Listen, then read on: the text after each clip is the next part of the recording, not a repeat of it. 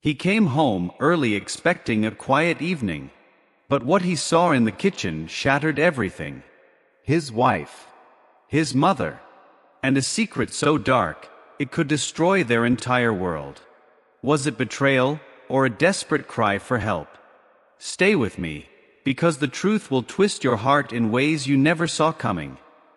Before we begin this powerful story, make sure to subscribe to the channel and tap the bell icon so you never miss our deeply moving, life-changing content. If this story resonates with you, like the video and share it with someone who needs to hear it. This channel is more than just storytelling. Every narrative carries a meaningful moral lesson designed to inspire, uplift, and transform. Billionaire came home early and stunned to find his wife trying to poison his mother. I was not born into money. I was born into silence. A one-room house. A mother who worked 2 jobs. And a father who worked too hard at breaking everything. Bones, promises, and hope. I grew up watching my mother cry quietly behind the stove. She would say, "Pain is temporary, son. But dignity, that is eternal." I carried those words in my chest like armor. Even when we went hungry. Even when I slept in school bathrooms just to escape my father's rage. I left home at 17. No plan. No suitcase. Just rage and a worn-out pair of sneakers. I cleaned tables during the day. Wrote code at night on second-hand computers. I failed 100 times. Failed harder the 101st. But I kept showing up. Sleep deprived. Hungry. Burned out. But I showed up. Years passed like storms. Then, something shifted. A small app one built went viral. Suddenly, investors were listening. Money began to flow. Then flood. The same streets I used to walk barefoot, I now crossed in a black Bentley. Reporters called me the reluctant genius. But I was never a genius. I was just tired of suffering. Then came her, Eva. She was not like the others. She did not care about my money. In fact, she insulted my watch the first time we met. Who buys something this ugly unless they have something uglier to hide? She had said with a smile. I married her 2 years later. Eva brought light into my stone walls. She brought laughter to the echo of my empty mansion. She brought meaning. And she loved my mother. At least, I thought she did. My mother moved in with us when her health declined. She had always been my moral compass. Stern. Kind. She saw through people like glass. But one day she changed. She stopped speaking much. She would wince when Eva entered the room. Once she whispered, "There is something wrong, son. Something is not right." I thought she was just aging. Paranoid. Until that night. I was supposed to be away on a business trip. But the meeting got cancelled. I decided to surprise Eva and my mother. I wanted to cook for them myself, something I had not done in years. As I entered the house quietly, I heard laughter. But it was cold. Artificial. I walked down the hallway toward the kitchen. Then I froze. Eva was standing over my mother's soup. Her hand trembled as she emptied a small white packet into the pot. She stirred slowly. My breath stopped. My feet did not. I walked in. Eva turned. She dropped the spoon. Her face turned pale, lips parted, no words. "You were supposed to be in Zurich," she said, barely audible. I looked at the pot. Then at her. Then I looked into the eyes of the woman I had built my world around. And saw a stranger. I walked past her and took the pot off the stove. Silence stretched between us like a noose. "What did you put in it?" I asked. Her hands shook. She opened her mouth. Then closed it. Tears began to fall, slow, bitter, and honest. I never meant to harm her. I just wanted her to stop controlling everything, she said. My hands clenched. My heart broke. But I had to know. How long? I asked. She looked away. Then whispered, weeks. I wanted to scream. To throw something. To run. But all I could do was breathe. My mother entered the kitchen, slower than usual. She saw my face. Saw Eva's. And understood. She sat down at the table, calm as ever. Truth always finds its way through the cracks, son, she said. I stared at Eva. The woman who once made me believe in goodness again. And then, something else happened. My mother reached across the table. She took Eva's hand. Why? She asked gently. Eva wept. She told us everything. About her fear of losing control. About her envy. About feeling small in the shadows of our bond. And for a brief moment, I did not see a monster. I saw a woman drowning silently. The same way I once had. I looked at my mother. She looked back at me. And I knew this was not the end. It was the beginning of a truth far more painful. And perhaps redemptive. I could not speak. Not yet. My throat held more than words. It held betrayal, confusion, and something worse. Love that refused to die. Eva sat there like a broken mirror. Shattered, sharp, and silently bleeding. I had never seen her so small. So human. My mother never let go of her hand. That surprised me. She had every right to be furious. But instead, she was calm. Too calm. Forgiveness does not mean forgetting, she said, softly. But it can be the beginning of remembering who you truly are. Eva sobbed. My mother looked at me. Son, this is not just about what she did. It is about what you do next. I felt the weight of two worlds in her eyes. One shaped by justice. The other, by mercy. I stepped outside. The air was thick. The night had swallowed the stars. I stood by the fountain Eva had insisted on building, the one I thought was unnecessary. And I remembered. The first night we moved in. How Eva danced barefoot in this very courtyard. Laughing, wild, alive. She had brought music to my silence. But now, the silence was back. Suddenly, footsteps behind me. Eva. She came slowly, unsure if she was welcome.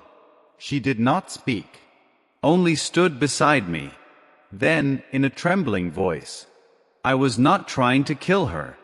I swear. I only put sleeping powder in the soup. I wanted her to rest. To stop lecturing me. To stop looking at me like I was not enough. I turned to her. Eva, you were enough. You always were. But you forgot to believe it. She broke down again. This time not out of guilt, but out of grief. Not for what she had done, but for what she had lost inside herself. Do you hate me? She asked. I looked at her. Saw the girl I had fallen for. And the woman I now barely recognized. I do not hate you, I said. But I do not know you anymore. She nodded. Then let me show you. Let me remember who I was before the fear took over. Before the walls and the wealth and the shadows twisted me. The fountain bubbled quietly behind us. And somewhere in the trees, an owl called out. It was strange. How stillness could feel louder than rage. I did not know what to say. But I knew one thing. Something had to change. Not just in her. In me. In us. Because money can build empires. But it cannot build trust. And it certainly cannot heal what the heart refuses to confront. I walked back inside. My mother sat with her tea. She looked at me. Then at Eva. So, she said, sipping calmly. Shall we all sit? Talk like broken people do, and see if something whole can come of it. I nodded, and for the first time in weeks, we sat down, not as enemies, but as people, trying to remember how to be family. The road ahead was unknown, but so was the path that brought me here. And I survived that. Maybe, just maybe, this time, we could survive together. The three of us sat at the long oak table. No servants, no noise. Just the sound of breathing and a clock that suddenly felt too loud. My mother's eyes moved between us like a slow pendulum. Her voice, low, steady. Tell the truth, both of you. And only the truth. Not what you think the other wants to hear.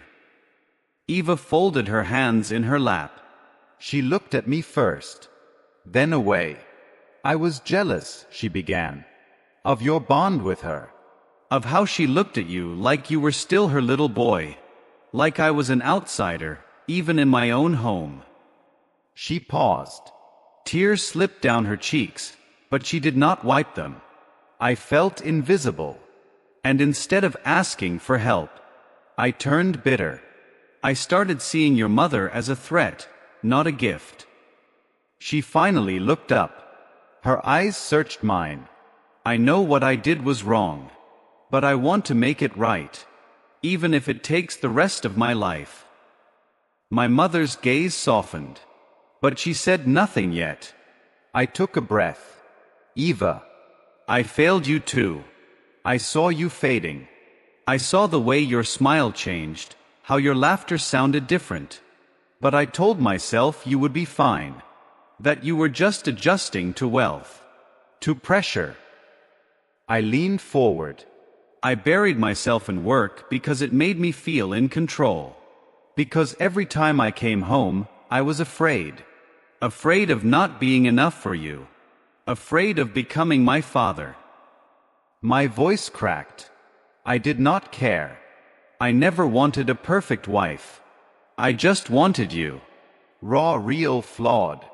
Like me. Silence settled again. But this time, it was not empty. It was full. Full of words unspoken, hurts uncovered, and hearts slowly opening. My mother finally stood. Her frail hands rested on both our shoulders. If love is real, it must be tested, she said. And when it is tested, it must be chosen again, on purpose. Then, she turned to Eva. You made a mistake. A deep one. But if you choose to change, I will not stand in your way. I will not stand in the way of my son's healing. Eva nodded, tears flooding again. But this time, not from guilt. From relief. I stood up, walked to the kitchen, took the soup pot, poured it down the sink. Gone. Like the old version of us. When I came back, Eva was still crying. But something had shifted. In her. In me. In all of us. I did not know if we would make it. But I knew we would try. Not for appearances.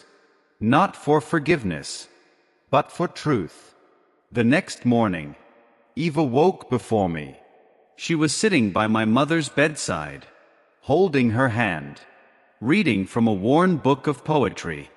And I stood at the doorway, watching the woman I once loved become the woman I never knew I needed. And for the first time in a long time, I smiled. The sun filtered through the curtains like soft gold. The light touched Eva's face as she read aloud. Voice low, gentle, vulnerable. My mother's hand stayed wrapped in hers. No tension, no fear. Only quiet understanding. I leaned against the doorframe. There was something sacred in that moment. Two women who had once stood on opposite sides of my heart, now sitting together, healing, without words of apology, but through presence. Eva looked up, saw me. She did not speak, only smiled. Not the kind of smile meant for charm. Not the one for cameras or charity galas. It was the one I remembered. The one from years ago, when we were young and poor and free. I walked in, Sat on the other side of the bed. My mother opened her eyes. They were tired, but clear. I never thought, she said softly, that life would give me the chance to see this. To see broken people try to become whole again. Eva squeezed her hand. We are trying.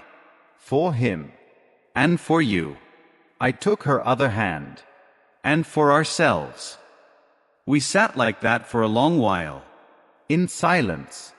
In peace. In something that felt like the beginning of something truer than love. Forgiveness. But peace has a way of making you forget how close the edge still is.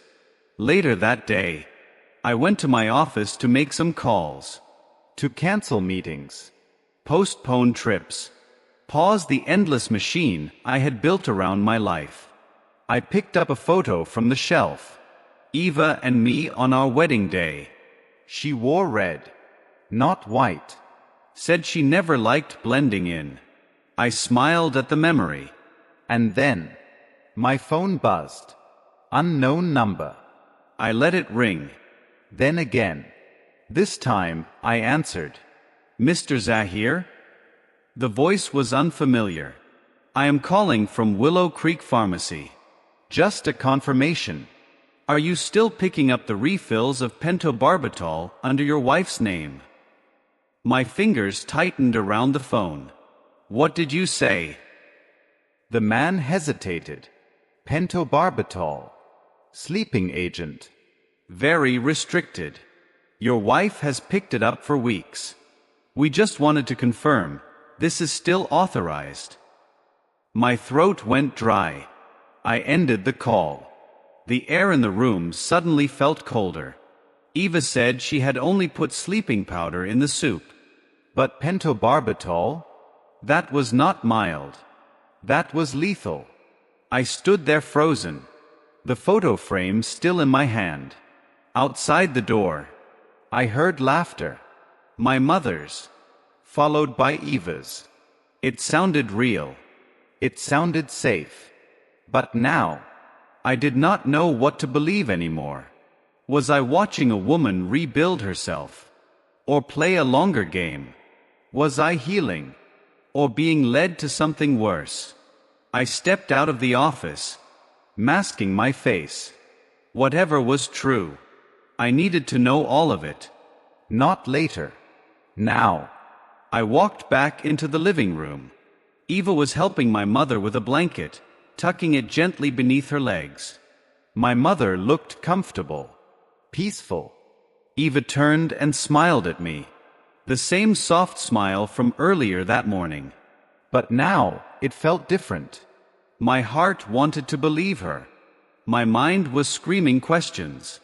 I sat on the edge of the couch, careful not to reveal the storm inside me. Eva, I said, my voice calm. Can we talk privately? She paused, then nodded. We walked into the sunroom. The air was thick with the scent of fresh jasmine, Eva's favorite. She had planted those flowers herself. Said they reminded her of her grandmother's garden. I shut the door behind us. The pharmacy called, I said quietly. They asked me about your prescription, pentobarbital. Her face did not change. Not right away. Then slowly. Her eyes widened. Her lips parted. She sat down. Not from shock, but like the weight of something finally collapsed. I knew this would come out, she whispered. I just did not know when. I stood there, frozen, tense.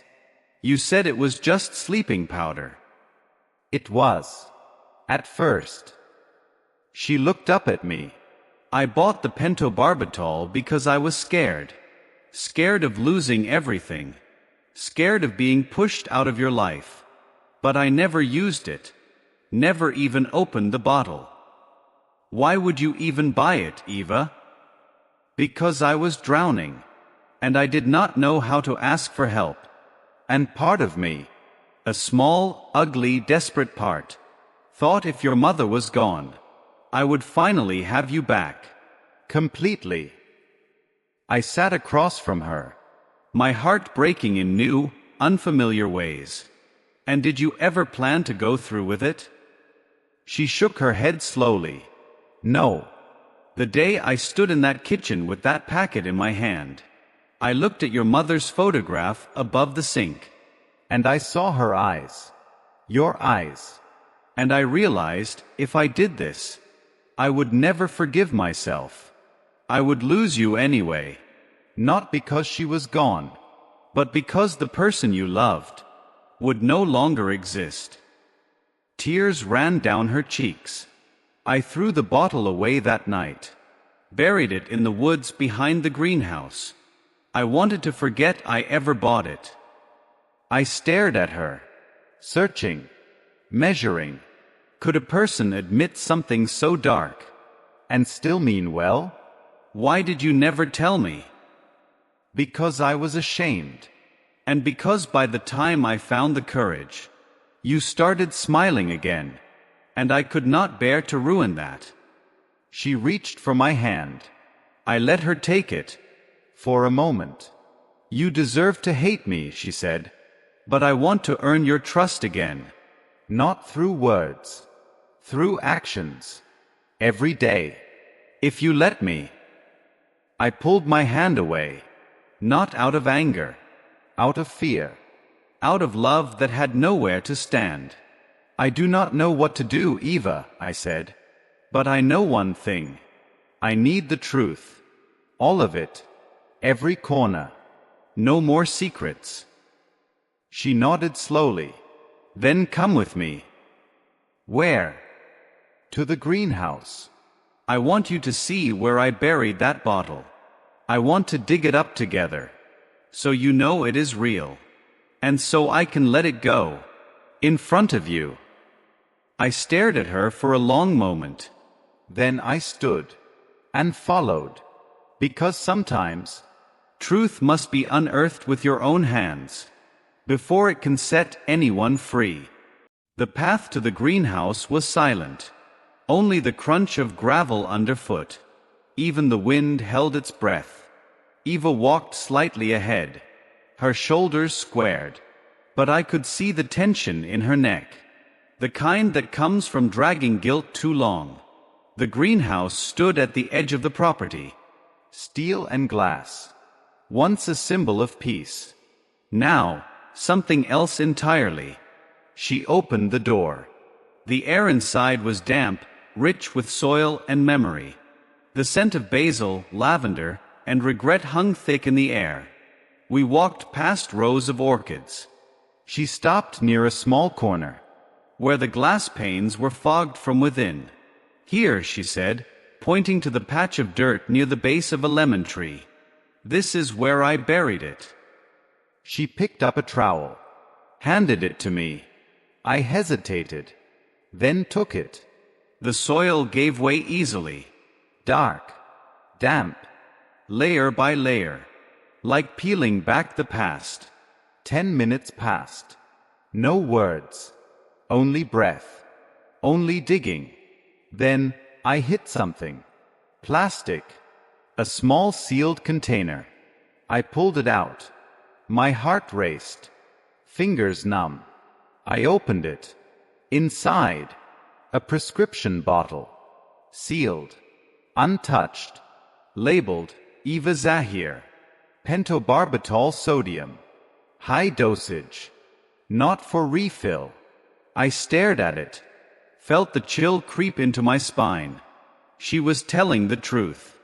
At least about this. I turned to her. Eva stood back, hands trembling. Eyes locked on the bottle like it might explode. You can destroy it, she whispered. Right here. Right now. I want no part of it. Not anymore. I walked to the potting bench. Took a hammer from the shelf. Placed the bottle inside a thick cloth. Raised my arm. And shattered the past into dust. Plastic cracked. Glass snapped. The poison gone. Eva gasped. Not in fear, but like someone finally exhaling after holding their breath too long. I turned to her. Why did you bring me here? She stepped closer. Because hiding truth is what broke us. And only truth can rebuild us. Even if it is ugly. Even if it costs everything. We stood there, surrounded by broken plastic, broken silence. And something else. The fragile outline of trust. Beginning to sketch itself again. I want therapy, she said suddenly. Real help. Not for you. For me. So I do not become someone I hate ever again. I looked at her. Saw the woman who had betrayed me. And the woman who was now begging to change. Both were real. I reached out. Touched her hand. Not to forgive. Not yet. But to say, I see you. We will take it one day at a time, I said. Truth first. Healing second. Love, only if it earns its way back. She nodded. Then one day at a time it is. And for the first time in weeks, we walked back to the house side by side. Not as lovers. Not yet as friends. But as two people willing to rebuild. On ashes instead of lies. Inside, my mother watched us through the window. She said nothing. But her eyes. They said everything. This was far from over. But for the first time, I believed the ending might just be worth it. Months passed. And healing, I learned, is never loud. It comes in whispers. In shared silences. In choosing again, even when it hurts. Eva began therapy. Twice a week. She let herself be undone. Layer by layer. And let me see it. Some days we sat together. Others, we sat apart. But never with anger anymore. Only the kind of distance that respects the space pain needs. My mother slowly regained her strength. She did not speak much of what happened. But she smiled more. And every evening, she asked Eva to help her water the plants.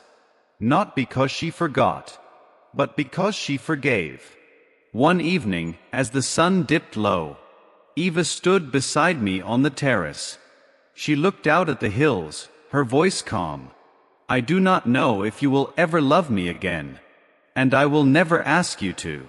But I will spend the rest of my life being someone who deserves it, whether you give it or not.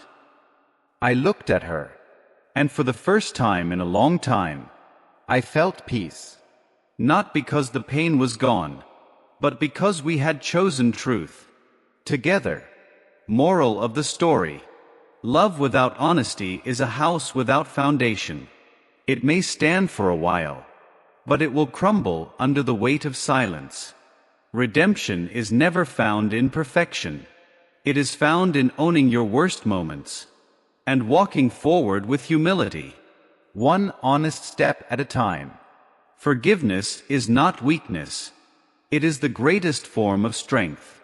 Not because it forgets, but because it remembers and still chooses mercy. To anyone listening, if you have been hurt, or if you have caused hurt, know this. It is never too late to face the truth, and never too early to begin again. Thank you for listening to this heartfelt story.